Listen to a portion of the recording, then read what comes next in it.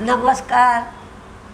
मी भाग्यश्री फाटक. Market आणि मी हा सोप्या मराठीतून शेअर मार्केट समजावून सांगण्याचा माझा एक उपक्रम आहे. मार्केटमध्ये थोडीफार का होईना सुधारणा होती आहे. पेशंट सुधारतो आहे असं म्हटलं तरी काही चूक होणार नाही.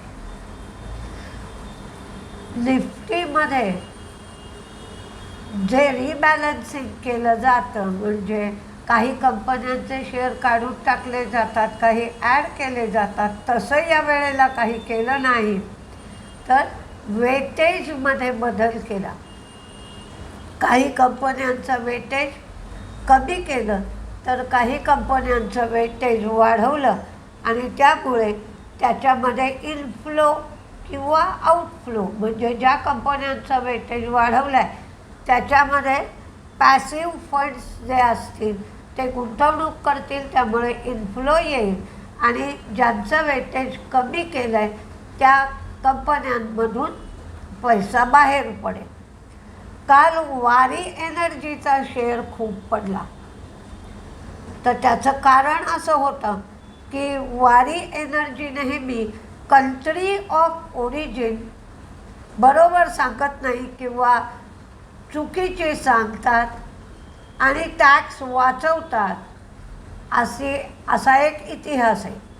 व्हिएतनाम आणि मलेशियामधले सोलर सेल वापरून 2021 आणि 2023मध्ये त्यांनी टॅरिफ चुकवला होता, अशी एक केस आहे. सध्या मोठ्या प्रमाणावर चायनीज सोलर सेल जे आहेत ते आयात करत आहेत आणि ते सेल वापरून जे सोलर पॅनल बनवले जातात ते अमेरिकेला निर्यात केले जातात, अशी अमेरिकेची तक्रार आहे. अमेरिकेच्या कस्टम आणि बॉर्डर प्रोटेक्शन विंग जे आहे त्यांनी या बाबतीत ऑब्जेक्शन घेतलं आणि वारी एनर्जीचा मॅन्युफॅक्चरिंग प्लांटचं इन्स्पेक्शनसुद्धा केलं आणि त्यांची जी शिपिंगची पूर्ण ऑर्डर होती ती ऑर्डरमध्ये पण तपासणी केली, पण त्यामध्ये त्यांना आक्षेपार्ह असं काहीही आढळलं नाही. दुसरा, काल पर्सिस्टंटचा शेअरसुद्धा पडला. पर्सिस्टंट ही नागारो SE याचं ॲक्विजिशन करणार आहे.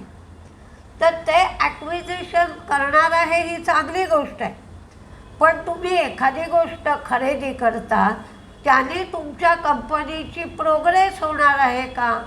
किंवा ती खरेदी करता, ती स्वस्त खरेदी करता, महाग खरेदी करता, त्याचा भार किती पडणार आहे?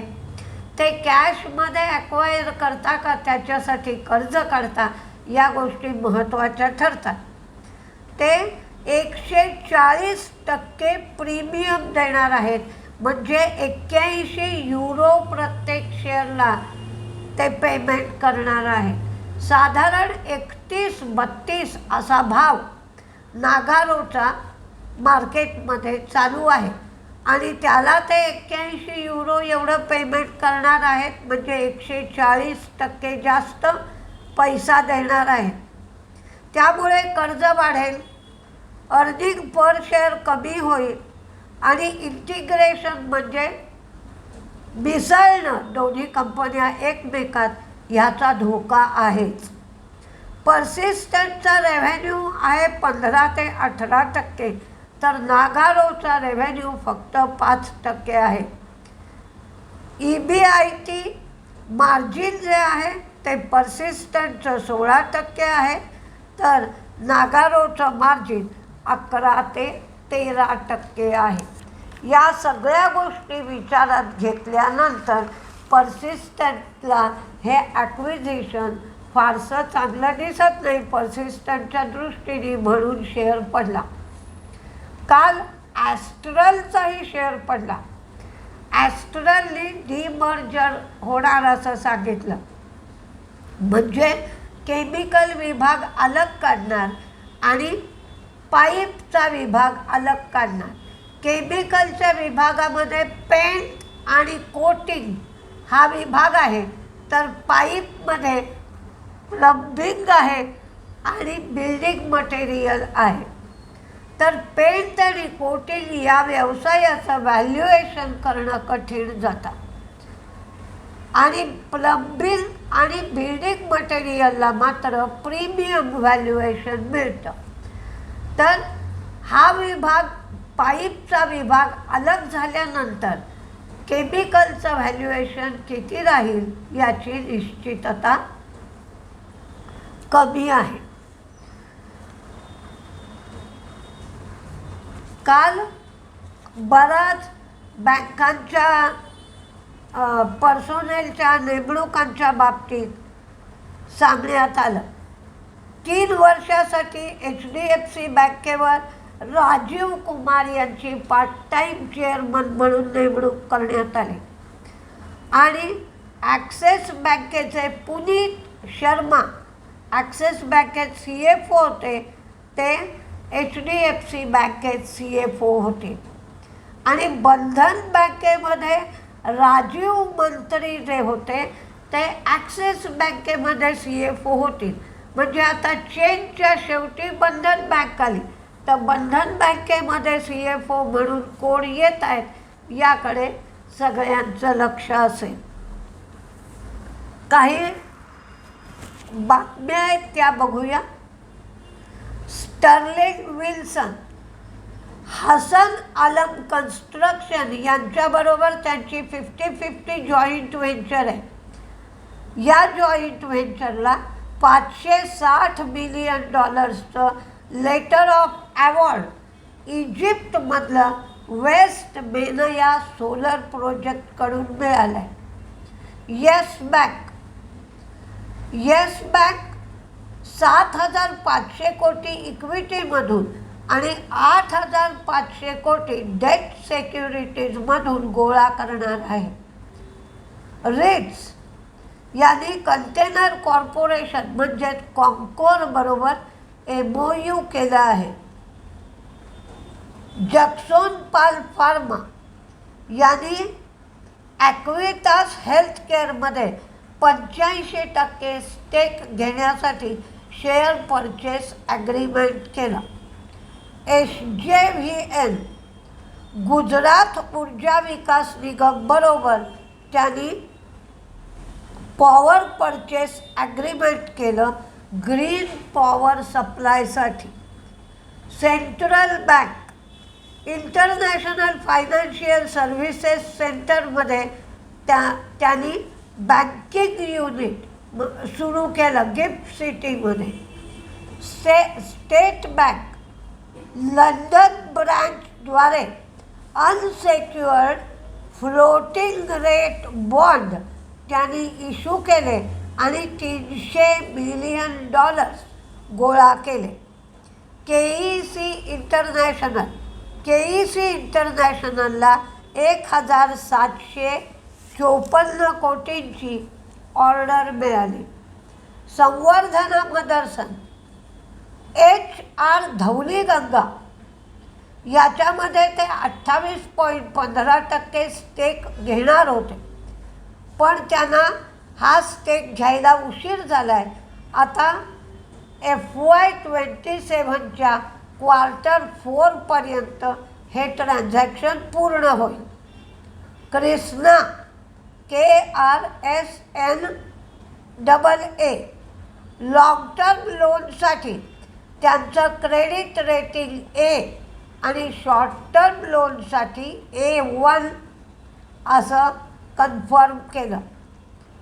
बॉम्बे स्टॉक एक्सचेंज डच बोर्सच्या जागी 1 जानेवारी 2027 पासून international market data Bombay stock exchange directly handle करेल.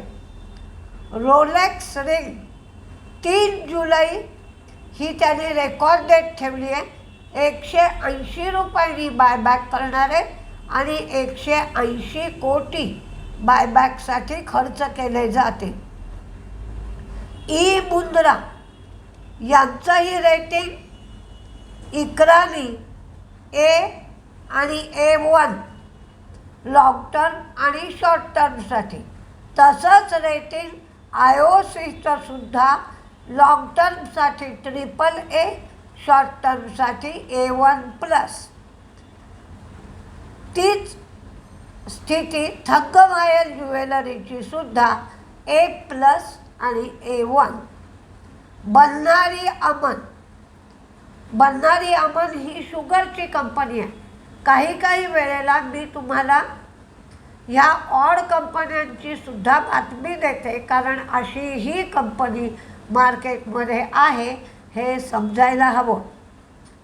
यांना सायबर सिक्युरिटीची घटना घडली, पण फारसं नुकसान झालं नाही असं कंपनीने कळवलं आहे.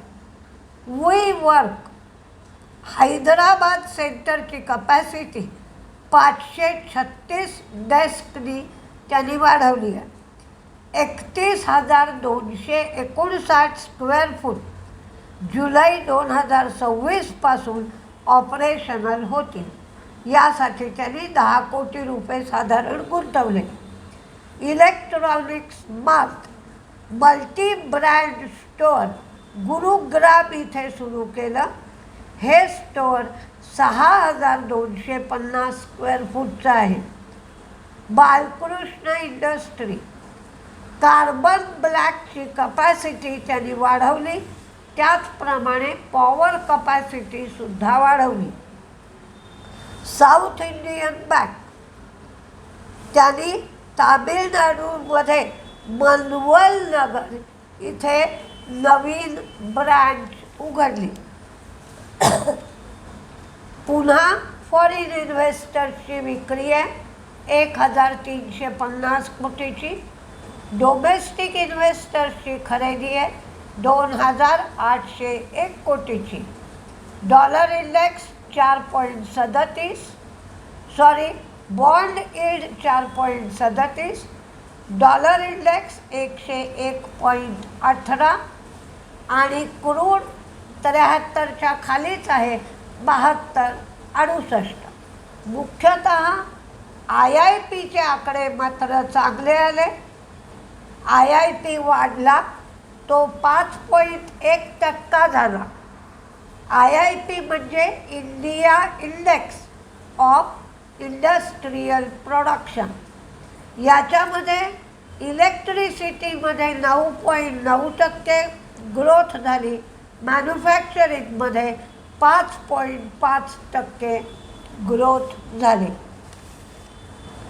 आता कुठले शेअर तेजीत आणि कुठले मंदीत राहतील याची एक लिस्ट बघूया.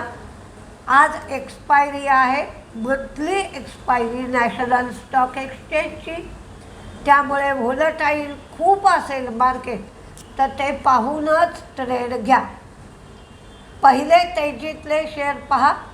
पेस Digitek, LG electronics, Hitachi, Maruti, Godrej property, TVS motor, Polycab, HDFC bank, yes bank, IOL chemical, SJVN, I